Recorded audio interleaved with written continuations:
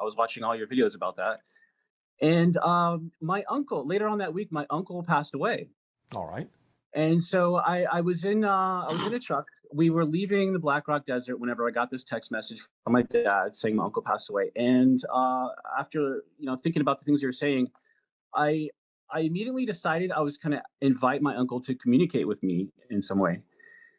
And so I spent a moment or two, and about an hour goes by. We're going down the road, and the driver was pointing to how low the lake was on the right, and neither one of us saw that there were four cows in the road, and we smashed into four cows going almost full speed, and had I basically had like a near death experience, is what it felt like. I had feared for my life for a split second, and so it, is it possible that my uncle Steve was involved in the way that scenario unfolded?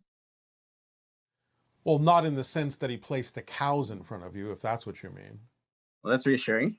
but in the sense that he gave you an opportunity to utilize what you're calling a near death experience to know that you are more strongly now connected to the idea of spirit by giving you an opportunity to not pay attention to what was there momentarily so that you could be given the opportunity to experience a stronger connection to spirit briefly. Excellent. Yeah, At the same time, at the same time, it is pay attention to your physical surrounding because you could easily transition into spirit in the way that he did if you don't pay attention to what's going on right in front of your face. all right, all right. Now, I'm going to, well, he's going to make light of this situation a little bit by letting you know that all in all, it sort of wound up being a moving experience. Definitely, it definitely was. Well, that comes directly from him. All right. But pay Um, attention to your surroundings because it's very easy when you don't do so to transition back into spirit. But you were given a choice to stay or go back, and you chose to go back because you weren't done. wow. So, again, being that this person seems to love the idea of humor and puns, now that he's on the other side in a different way, he would suggest that if you're going to choose to stay in physical reality, that you milk it for all it's worth. Awesome. Thank you, Steve. I will definitely do that. All right. So, Does that help you? it definitely does. It's been on my mind for months now. This is All right. September. This happened. All right. Uh, Something that I'm fascinated to watch on the internet is people with Tourette's syndrome Yes. that do all sorts of funny things. Is this a type of channeling? It's a type of short circuiting. It's an attempt to connect into a channeling state, but there's some short circuiting going on. I see. For somebody who says that they're struggling with it, that they want them to go away, like how do they take ownership of this? How do they move forward from that? Well, it will depend upon the person. There are any number of reasons why a person may have connected to this particular kind of an experience, and therefore you would have to have a more specific understanding of the specific person that's experiencing it and how they can deal with it in a different way. But in general, similar to the idea of epilepsy, it requires a coordination and harmonization of the different aspects of the left and right hemispheres of the brain through the center of the brain, the corpus callosum. So certain kinds of energy exercises or meditations that involve shifting your focus between the left and right hemispheres of the brain and centering the energy in the center of the brain in the corpus callosum can be of some assistance to some people, but of course, again, it depends upon the reasons why they may have chosen to have this kind of an experience. Awesome, awesome.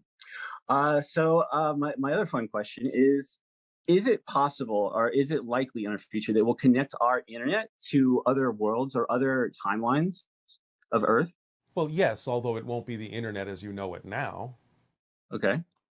But the idea of your exploration into quantum computing can make the connection to parallel realities possible. Wow. Very, very cool. And then just one last thing. Do the hybrid children spend any time on TikTok? A few of them have observed several things that exist on your internet for their educational purposes, but again, they don't spend much time. All right.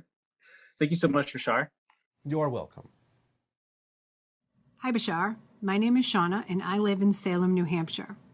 I have been in dialogue with you on a few occasions around the topic of the inner child. Most recently, we have discussed the false self. From what I understand, the false self is a personality that I created and that I project that experiences some limitations that are represented of the challenges I agreed to face, overcome, transform, and move closer to my true self. I also understand that we create a false self as a defense mechanism to protect the inner, more vulnerable true self and to help the child feel accepted and safe and to preserve their attachment to the original caregivers, mom, the parents. So I have a few questions. And I feel intuitively that I already know what the answer to these questions are, but I'm going to put them out there anyway. So first, do we come into physical reality with a structure of beliefs already in place? In that structure of beliefs that we bring into physical reality, can they contain already negative, fear-based, or limiting beliefs, or are those created explicitly through our early childhood programming and conditioning? And my last question is, I understand that the real true self holds all of my beliefs based in positivity, love, and expansion. So am I to believe that the false self holds at its core all of the beliefs based in fear, negativity, and limitation? Thank you so much, Bashar. Aveo. First of all, the true self is not negatively vulnerable in the way that you mean that. You might have created an inner child self that can experience negative vulnerability, but the true self is never negatively vulnerable. So there's no protection required for the true self. You're only protecting the self that you're referring to as the false self. Yes, you can come in with a belief system structure that is representative of the challenges you've agreed to face, and therefore many of them may already be negative in the terms of the programming that you're referring to. Some of them may be enhanced by the idea of the environment that you have also been born into, the parents, the schooling, the friends, the family, so on and so forth. So it can be a mix of things. But yes, it can come in with the idea of having certain parameters, certain limitations pre-programmed so that you will face the challenges that you agreed to face. It can be a mix of these different things. But again, the idea is that the true core self, the true core vibration is what guides you to examine and explore all these belief systems and limitations you have imposed upon yourself with agreements, one way or another, to allow you to break free from them and align the idea of your belief systems with the true core self, with the positive inner child, not the one that feels negatively vulnerable, and that the idea of the false, as you're referring to it, false self, can have a core of its own that carries these belief systems forward so that you will ensure that you will experience the challenges that you agreed to face. But they're not the same as the core, true vibrations of your essential being. It's simply what might be referred to as the collective programming for the challenges that you decided to face. Bashar, thank you so much for taking my questions today. Yes? So I would like to ask you today about my childhood near-death experience. All right. At the age of 7, I had a near-death experience, and I've come to understand that I was looking down at myself from an out-of-body experience. Yes. And while I was in that state, it was like I was surrounded by quicksilver or mercury, and a hand of a woman came out of everywhere and materialized over my eyes. And then another, like it was all mercury or quicksilver, and then another hand came over my solar plexus, and then it was like I got pulled up with a snap and a pop from my solar plexus. and then I couldn't see anything. But there was a discussion about how painful and prolonged it was all going to be, and am I sure I want to go back? And Yes. I said that I did. Yes. These kinds of conversations with spirit guides are relatively typical in certain cases of near death. So was I taken to the blue planet then? No. You stayed in the electromagnetic energy of spirit and were given an opportunity to decide whether you wanted to move on or whether you wanted to go back to physical reality. If I had chosen to stay dead, would I have gone to the blue planet, or would I have just died? Well, what do you mean just died? Just died means you have choices to do other things. One of them could have been the choice to go to a blue planet, but you decided to come back to Earth, which is also considered a blue planet. Oh, I mean the planet of the blue people. Yes, you could have chosen that, but you knew that you had chosen originally to be on Earth for specific reasons, and therefore you wanted to finish that so you wouldn't have to necessarily repeat it. Okay. So that brings me to the other part of this question, which is about when people use the term walk-ins, that is a misnomer, right? Because obviously my body is just the most crystallized part of my energy, right? Yes. There is no Yes.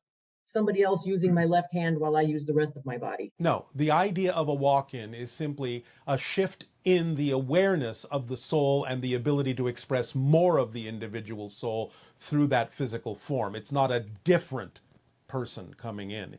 The personality may shift to seem like a different person because personality is an artificial construct, and therefore it can be accurate to say it's a different person because that's the projection. But the soul is simply expressing more of itself. It's the same original soul. Right, of course. But from the human society's aspect, they call you a walk-in because you kind of don't fit, right? Like from their side of view, Yes. it's like, well, we killed you fair and square. What are you doing here? Get lost, right? We don't have space for you anymore. Well, no, but of course the idea is that you do have space because it is necessary and timely for that being to express more of its soul because that can be of greater service to the society, even if the society rejects it. Right, exactly. Well, that's the key there. Society does not compatible though. You're not compatible with the other Well, people. that's not always the case. Most walk-ins, in the sense that we're explaining it, are perfectly compatible. It's just the ones that happen to stand out as more different that become seemingly less compatible, even though, of course, there's a reason why they're there and expressing themselves that way, even though people may not get it. But there's more walk-ins and more shifting than you may think. It's just that most of them are compatible with the timing of having done so. Right. So in terms of when you said in the mirror reflections transmission, somebody Yes. said that they broke their jaw. Yes. And you said that the purpose of that for them was to accelerate their shifting. Yes. And you said that sort of to me about my situations as well. Yes. The when you say accelerate the shifting, do you just mean making bigger changes in less time? Yes. In other words, many people will create what appear to be accidents because it abruptly kicks them into a new understanding and a new perspective and accelerates their ability to move forward in a slightly different way, or maybe even a profoundly different way. Okay. Well, thank you so much for your time, Bashar. I appreciate it. It is our passion and our pleasure. Thank you. Good day.